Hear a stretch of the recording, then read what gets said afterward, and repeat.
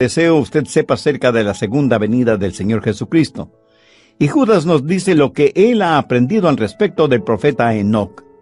¿Sabía usted que Enoc fue el primer ser humano que profetizó de la segunda venida de Cristo? Bien, veamos estos 3 puntos importantes. Primero, la seguridad de su retorno. Judas 14.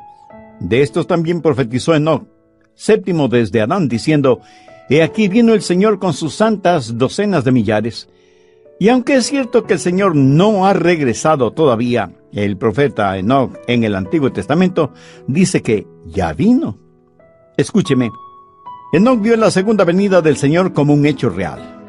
En la Biblia usted encontrará muchas profecías, cosas que van a suceder, están en tiempo pasado, porque en la mente de Dios es como si ya hubieran ocurrido. Enoc vio claramente la segunda venida de Cristo y que se refiere a ella como si ya hubiera acontecido. La Biblia dice que Enoc fue el séptimo desde Adán, lo cual significa que Adán y Enoc fueron contemporáneos. Adán era un joven de 622 años cuando Enoc nació. Bueno, era un joven cuando consideramos que vivió hasta la respetable edad de 930 años. Adán conoció a Enoc y Enoc conoció a Adán. Enoc fue el séptimo desde Adán. Y aún tan temprano en la historia humana, Enoc profetizó de la segunda venida de Cristo. Y qué bueno que lo haya hecho. Si usted tiene un buen conocimiento bíblico, se acordará que Enoc fue al cielo sin haber muerto. Busque Génesis 5:24. Caminó pues Enoc con Dios y desapareció porque le llevó Dios. ¿Ha pensado alguna vez en esa frase? ¿Caminó pues Enoc con Dios? ¿No se parece mucho a la declaración de que Dios caminaba con Adán en el jardín del Edén? Recuerde que Adán y Enoc fueron contemporáneos. Por lo tanto, no sería nada extraño que alguna vez Enoc le hubiera preguntado a Adán: Dime, Adán, ¿qué significó para ti eso de caminar con Dios? Y usando mi imaginación santificada, oigo la respuesta de Adán: Oh, Enoc, era maravilloso. Tan maravilloso era que ni siquiera encuentro las palabras adecuadas para describirlo. Y creo que Enoc le habrá respondido: Entonces yo también voy a caminar con Dios. El capítulo 5 de Génesis es prácticamente un árbol genealógico y el verso 24 dice: Caminó pues Enoc con Dios y desapareció porque le llevó Dios. ¡Qué extraordinario! Enoc no murió, fue arrebatado por Dios y llevado al cielo. Un hermoso presagio para todos los hijos e hijas de Dios, que un día seremos llevados al cielo, no solo espiritualmente, sino físicamente. Y alguien seguramente me preguntará: Pastor, ¿cree que eso sucedió realmente? Por supuesto que sí. Y usted también puede hacerlo.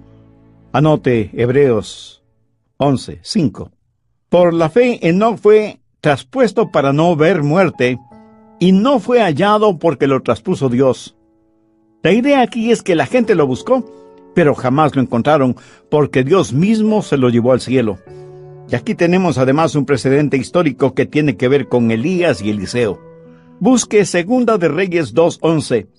Y aconteció que yendo ellos, y se refiere a Elías y Eliseo, y hablando, he aquí un carro de fuego con caballos de fuego apartó a los dos, y Elías subió al cielo en un torbellino.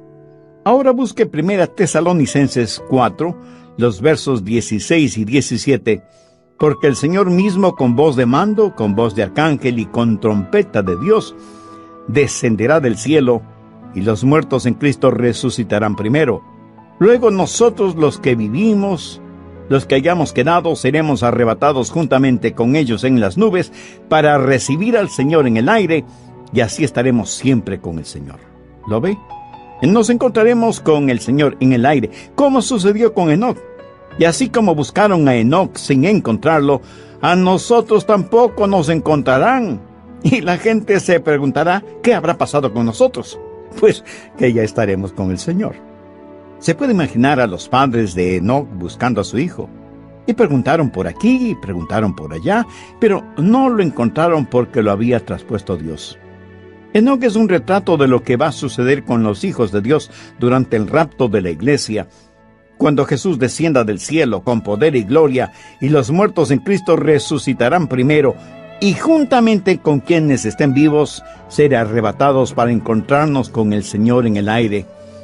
Y creo que Jesús dijo algo muy importante sobre este asunto. Veamos Lucas 17, los versos del 34 al 36. Os digo que en aquella noche estarán dos en una cama, el uno será tomado y el otro será dejado. Dos mujeres estarán muriendo juntas, la una será tomada y la otra dejada. Dos estarán en el campo, el uno será tomado y el otro dejado. Eso es interesante. Algunos duermen mientras otros trabajan. En algunas partes del mundo será de día, en otras será de noche cuando Jesús regrese. La Biblia es absolutamente precisa. En tiempos de Jesús la gente no sabía que mientras en algunas partes del mundo era de día, en otras partes era de noche, pero Jesús sí lo sabía. Algunos estarán trabajando, otros estarán descansando cuando Jesús regrese. Uno será tomado y otro será dejado. Si Jesús regresara este mismo momento, unos ya son salvos y muchos otros no lo son. Algunos serán arrebatados y otros serán dejados. Enoc, que entendió estas cosas, pudo profetizar acerca de la segunda venida de Cristo. Enoc fue un hombre de Dios a quien Dios le dio una visión. Por eso pudo asegurar que el Señor regresaría. ¿Sabe cuándo vivió Enoc?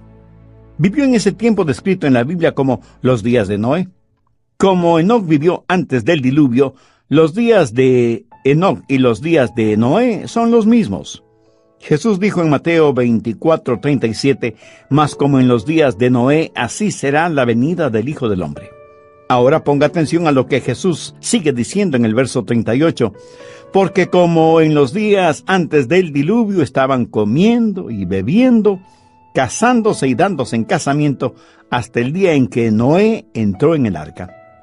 Y como Enoc vivió antes del diluvio, él no solo es un profeta de ese tiempo, sino que también su época es un cuadro de la época en la cual estamos viviendo. ¿Y cómo fueron los días de Noé? Fueron días de anarquía y violencia. Vea lo que dice Génesis 6:11. Y se corrompió la tierra delante de Dios, y estaba la tierra llena de violencia. Violencia era la marca de esos días, y violencia es la marca de nuestros días. Y no estoy hablando de guerras y rumores de guerras. Estoy hablando de la violencia generalizada, la que vemos todos los días en la televisión, de la que nos informan todos los días los periódicos. Y aunque el mundo ha sufrido 2 guerras mundiales, parece que estamos viviendo al borde de una tercera guerra mundial. Si yo no conociera y creyera en el Señor Jesucristo, sería el pesimista número 1 del mundo. La historia es como una tragedia de Miguel de Cervantes o William Shakespeare. Nada parece evitar esas tragedias literarias, pero asimismo es la historia. Conflictos por todas partes, revoluciones, huelgas, desacato a la autoridad, moralidad por mayoría de votos, mentiras repetidas tan continuamente que terminan por parecer verdades, especialmente en el campo político y religioso. La hambruna es el pan de cada día de millones de seres humanos.